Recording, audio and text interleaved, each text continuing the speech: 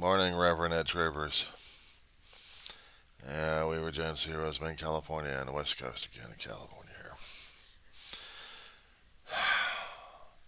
here. 8:34 in the morning, Pacific Standard Time. It's 2nd of April, 2024. Response to what's a holiday without some Christian rage. I don't know, what is a holiday without Christian rage? Especially when we're feeling the rage and we don't even know why, except we're getting motivated about the damn thing. Get pissed off because we're showing all these things and now we're supposed to be angry about it. And yeah, it'd be a damn shame because theoretically we're supposed to be in a state of grace and we're supposed to be celebrating Christ's victory. A lot of fear, a lot of doubt, and as I said before in my videos, there was a doubting Thomas in there somewhere. Set me off this week. It really did. I know it's on me. My own interpretations, my own things about it. Still made me wonder, still made me question everything else happening in these days.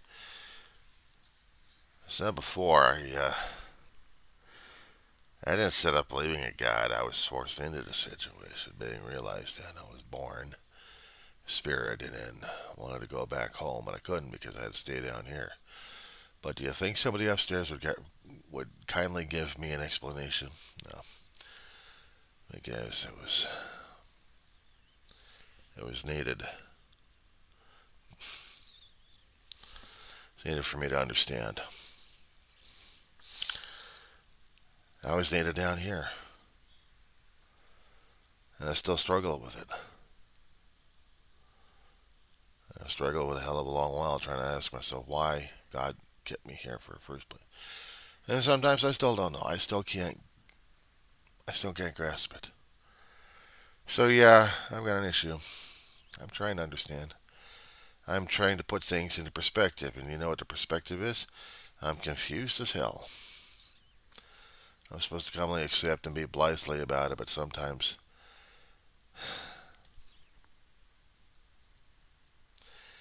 I know he took it upon himself to save us from the world of sin if we believe in him, yeah. And it went off on the deep end saying, where the hell did the damn thing come from? Why were we inflicted with it in the first place? And does it also infect heaven as well? Why didn't God have any safeguards? And he didn't. If he didn't want it there, why was the tree of knowledge there in the first place? I mean, yeah, I'm poking at God on this one and questioning him about this. Probably say, who am I to ask? Yeah, well, you got me inflicted with a damn thing. Why not? I want to know why I'm getting beat up like crazy. I want to know why I'm entitled to get beat up like crazy. But I know Christ was sent down to save our ass. I really need to hold on to that one, that's for sure. I've got the faith as small as a mustard seed, but sometimes,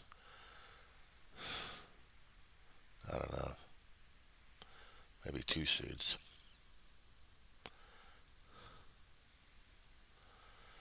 And it was supposed to have been a holiday, or it was supposed to have been an anniversary of sorts, that a reminder of how much God sacrificed. And the other thing, I didn't see it as, and it should have been gnawing on me on this one. See, you're looking at the sin, but the other thing I should have been looking under, which would have been a hell of a lot closer to me, and it wasn't. Rev, and whoever's watching this, what's beyond my left shoulder? Those who kept watching my channel know and understand the answer to that one. A diary of the griever named John Weaver. And what is this holiday? What was it supposed to signify? What was Christmas signifying? We look at it as the birth of the Savior, but we keep forgetting the one article that God, I don't know, should have been teaching us a long time ago and didn't. Family. Now, how would God know suffering of mankind without understanding the loss that hard and that painful, that deep, without him experiencing it himself? It's not just torturing of the guy, no. It's seeing him go through death. I don't think he ever understood was loss. We have it built in our own dim spiritual genetics and life's genetics that every other creature out there, actually every creature, feels and emotes and experiences it, would know it. It's never easy losing people left and right. I wasn't looking for the family to be resurrected. I was out looking for understanding for the Almighty. How does it feel to lose family, and then how I'm supposed to be able to deal with it, function with loss. I still haven't been able to. I still haven't been able to. We humans mourn, but we of the animal kingdom do the same thing as well.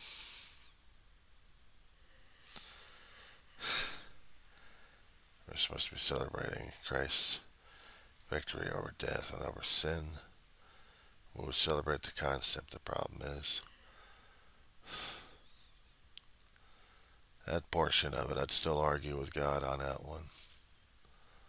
But the other portion is, do you realize what pain and loss is? It's when you see your family go through hell. That's a damn thing you can do about it. And then they're gone, and then what do you do after that?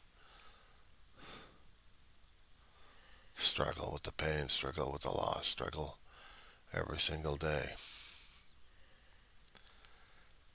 Would God do the same thing if he had been mortal? How would God deal with loss and pain if he hadn't experienced it himself? I'm not talking about losing a life by himself or by just a soul, by a soul, but the ones that mean a great deal to us. It has never been easy, Reverend. I deal with holiday situations. We're supposed to celebrate it as family or individuals, but mostly as family. But for me, it's hard as hell. You lose family, you lose things that matter the most.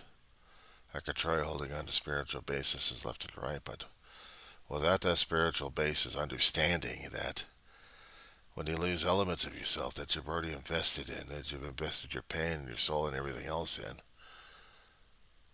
because you cared that much, and then you see that light snatched away, and it's hard as hell. But then we see Jesus rising up and saying, I know. It's like unnatural. Because the one element I'd never could understand about Easter. Did God ever know about losing a child? Not able, not willing to, feeling helpless enough to see a loved one he cares about going through the process that us mere mortals have to go through. Experiencing that much pain and loss and suffering. That part of us that we have entrusted our loves and our lives into that being, that life form, and then to see it snatched away. And how it hurts like hell. And we would understand that there's life immortal. They would think it on earth, but no. In the spiritual form. Yeah.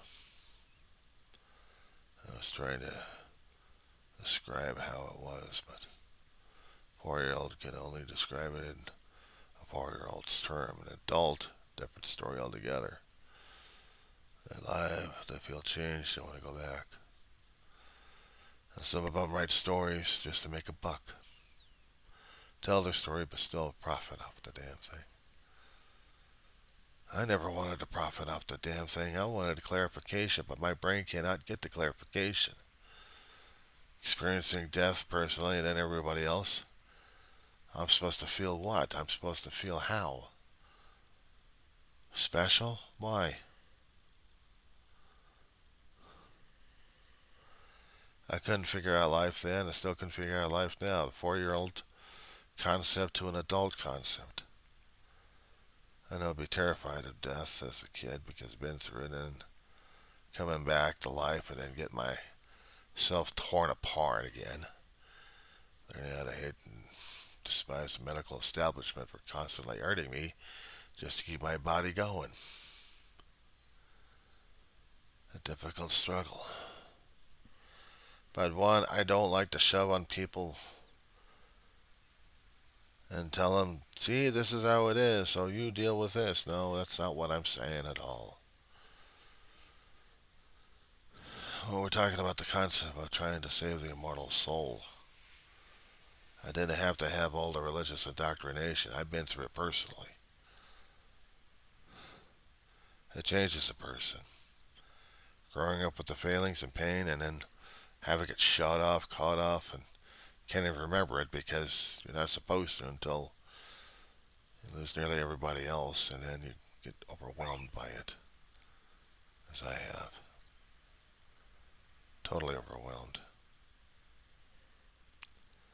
I'm supposed to feel comforted that my family is upstairs waiting. Okay, fine. Resurrection. People look at it for the resurrection at this point over here, but I guess people like you look at it as the victory over death. There's no victory over death. It's just death. A transition that you go through. Makes it hard as hell. It's trying to fathom, cope with it. If you happen to survive the thing in adulthood, kids, almost virtually impossible. I know we're supposed to be feeling the satisfaction of sin being destroyed, and we're going to be living forever that way. Why the hell were we inflicted in the first place? Why? I can understand Adam and Eve, but why the entire human race? Why the entire creation? Why didn't God take any safeguards over this thing? I can't still figure it out. I know people are going to be playing on other people's fears and phobias and their own religious, ideologies. They want to manipulate other people into groups so they can have the control, power, ego, megalomania, and everything else. Selfish, self-righteous bastards that they are.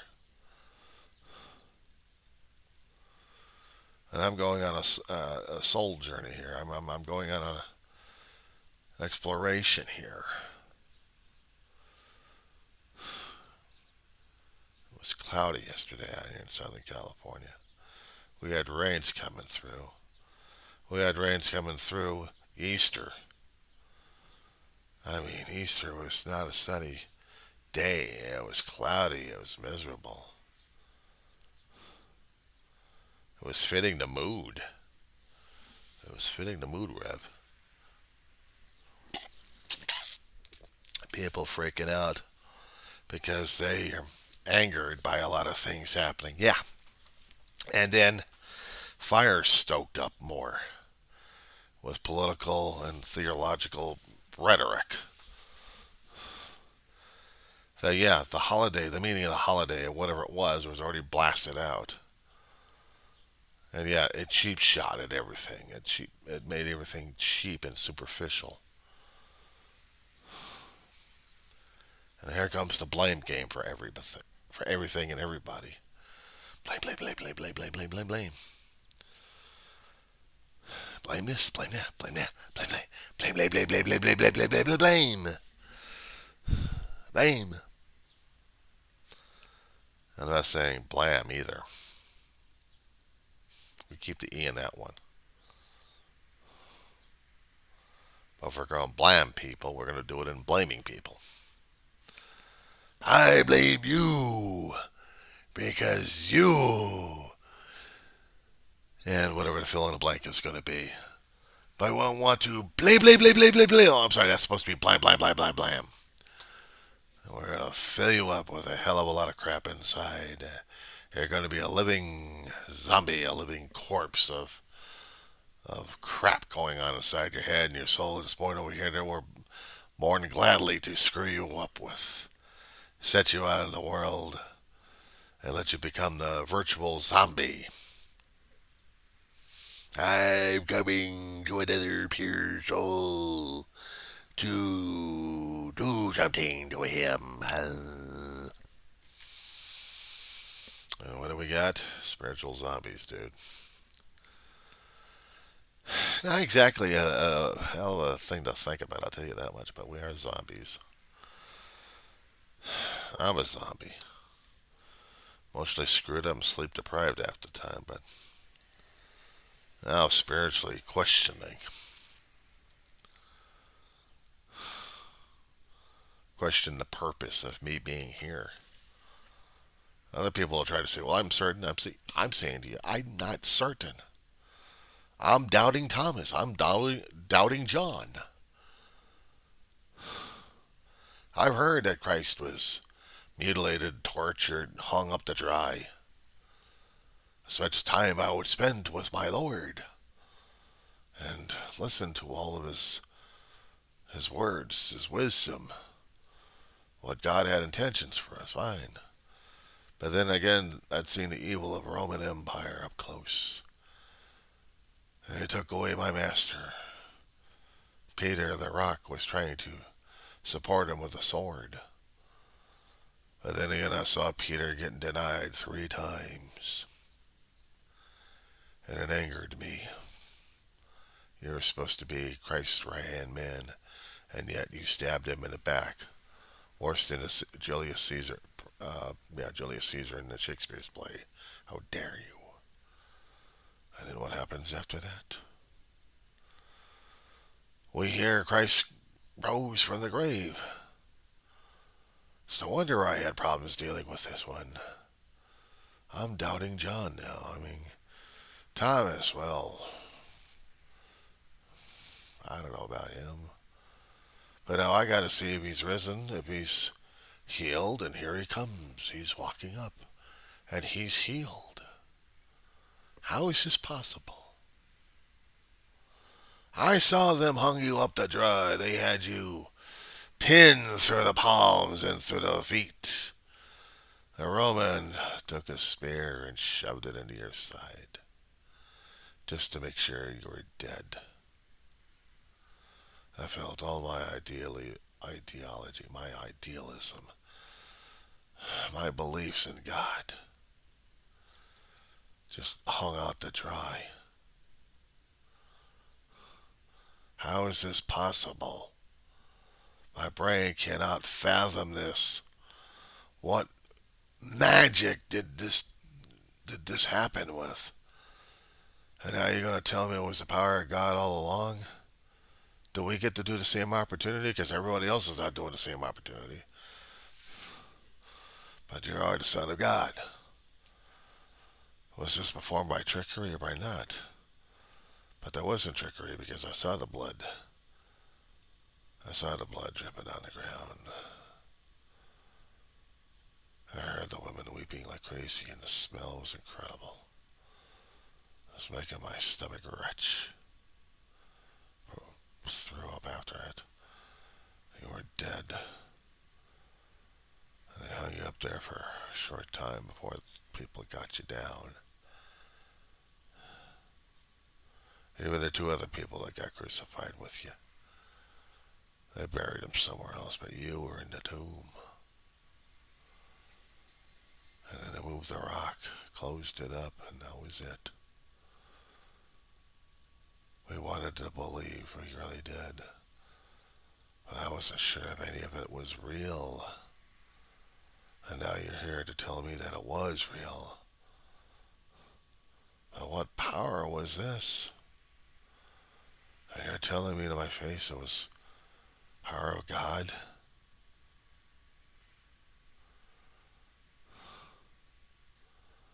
You don't mind if I stand here and just have my jaw scraping against the ground, Lord Jesus.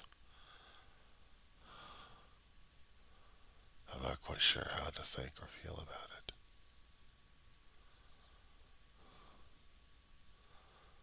But you told me to have faith.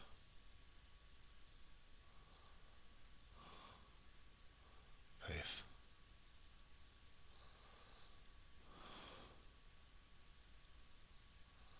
Faith can move mountains. You told me that one time.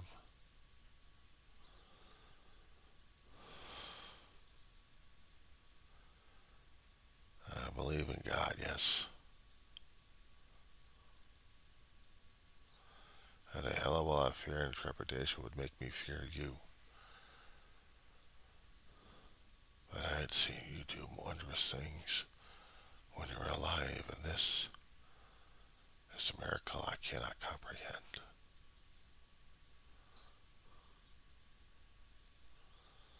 Because there are things beyond what we see and feel, isn't there? And that's what we have to pay attention to.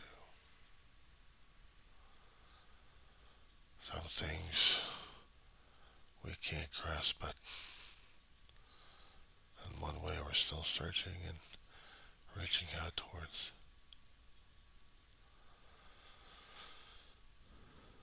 And you grasped my hands and you clasped them. And one word, believe. I believe. What must I do? Spread the word of your arising. Be a witness. Okay, I can be a witness.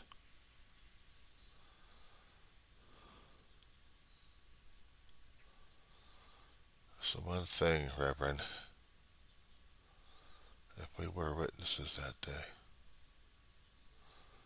we would also be stunned. We would also be amazed.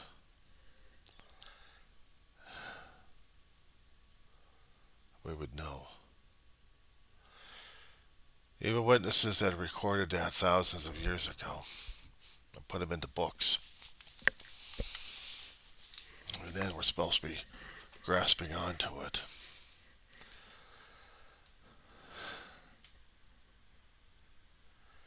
I didn't have the training. I was 4 years old in an open heart surgery. They were trying to repair valves, and I kept dying at them too many times. You think this would have been a profound moment that would be changing my life, and I would be in tune with God and Jesus on that one. But somehow there was a hell of a lot of fear and uncertainty. No matter how many times I kept talking to pastors, it just didn't help much. I mean, as I said before in my other videos, when I had a couple of times in my life that I actually had been experiencing that energy level as a kid, it's one thing. It got harder and harder. But as an adult, it's like everything else got shut down. I'm seeing everybody these days tearing each other apart. They're killing each other, screaming in the name of religion. I read history about it. All in the name of God we kill each other for. Only to feed a bloody beast. His never-ending thirst for more blood, more, more thrills, or more whatever the hell he's looking for. Just won't even satisfy him. Because he constantly needs more and more of this. The uber id, the uber ego, the uber creature, the monster, the devil.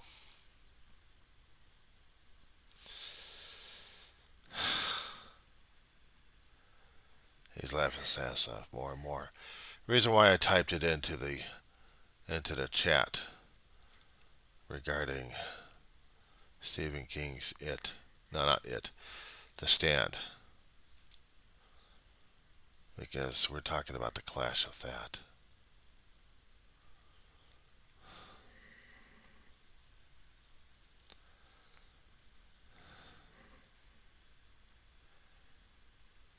There's a lot of things I could use other people's creative works to find examples and representations.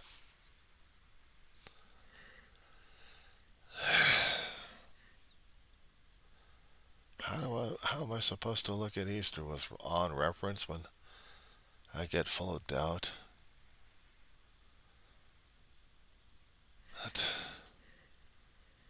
I wasn't there to see him. I didn't feel the hands or see the blood on the ground when he died, or smelled it either. I didn't feel the warmth off of his flesh. See the light in his eyes. One that would be piercing through me and just letting me know everything's okay. Have faith, believe.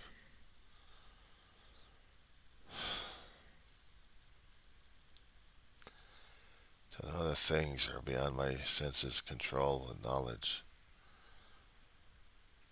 are right now and it's supposed to be at that point. It's my own insistence, my own eagerness, my own ego wanting more.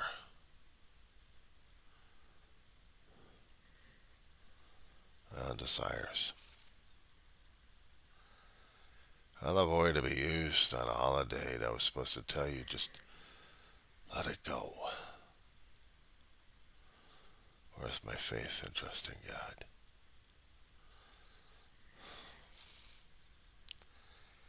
Tested beyond and I failed him again.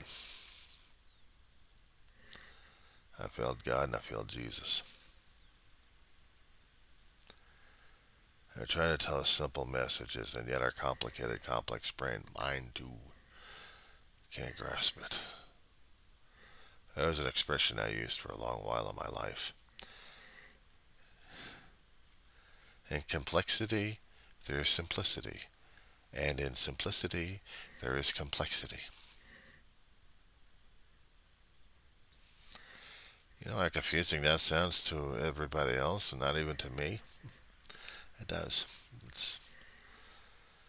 But it's so damn apparent and in front of me that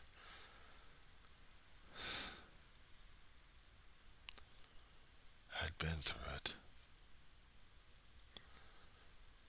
And it scared and changed the hell out of me.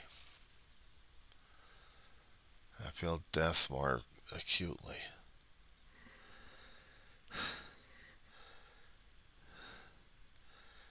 I put faith in stock and family because I thought that was the thing that we're supposed to be doing because God sacrificed His Son. And what do we celebrate all the time? We're celebrating God and Jesus, right? Well, what about we're celebrating family?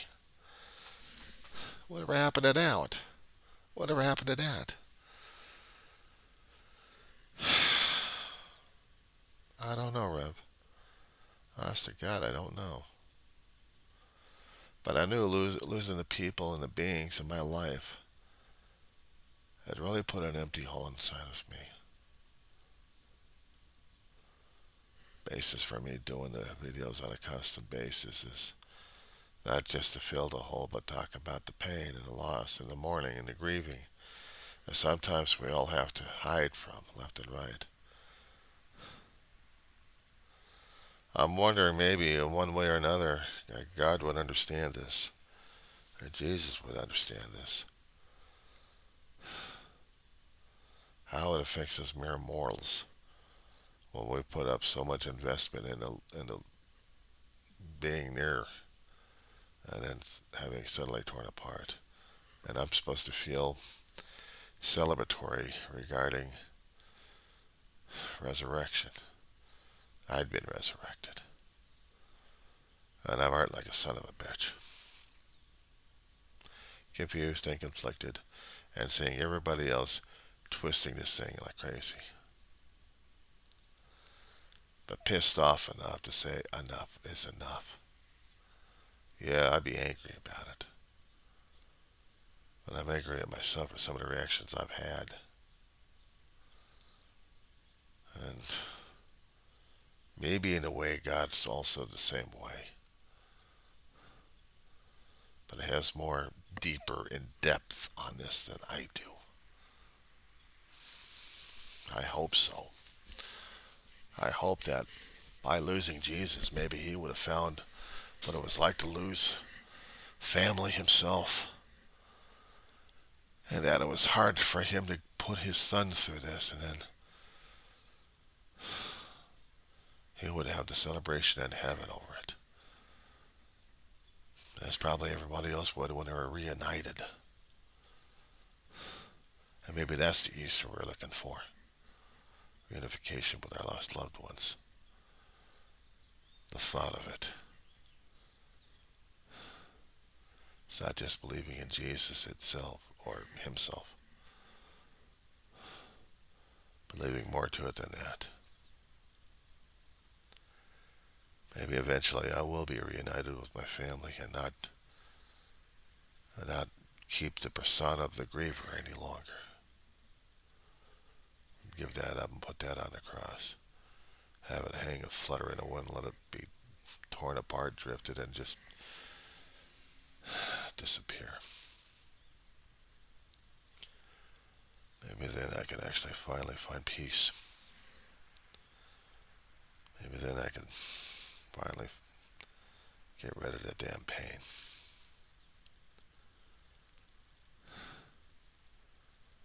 Nearly a lifetime of this, Rev.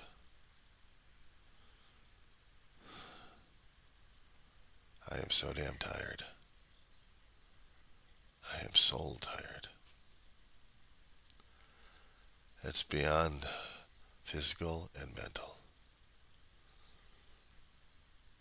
I hated dealing with death. I sure as hell hate dealing with the after effects. I've lost too many. And other people are walking dead as well. They're walking zombies with this. Even we're so-called Christians, we're supposed to feel something about it, but unless we've been through it, I guess we all turn towards the cross and say, I can't deal with it. Some people call it sin. I don't know what I got, but I'm getting sick and tired of the damn shit, and I need to get rid of it. What can I do? Have faith and believe. My brother kept pestering me last several years of his life, actually, when he was in program for 32 years, but most of that time was, where's your faith and trust in God? Christian would have been, where's your faith and trust in Jesus? But in the 12 steps of recovery, it's where's your faith and trust in your higher power?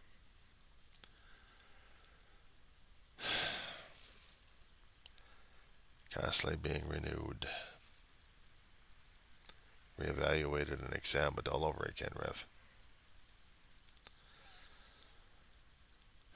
And I trudged the road of happy destiny with worn shoes and a worn heart. But hopefully some kind of subdued, hidden, motivational engine just keeps pushing me forward. And forward I must. I don't look forward to the followers. I'm just trying to go straight, or where the path's going to take me. And if I happen to pick up any stragglers along the way, then so be it. But I'm dealing and I'm coping the best I can, Reverend. That's all I can do. Easter should have been a hell of a lot more. And so is Christmas. They both should have been. And you're right. We ain't doing enough on it. We're not.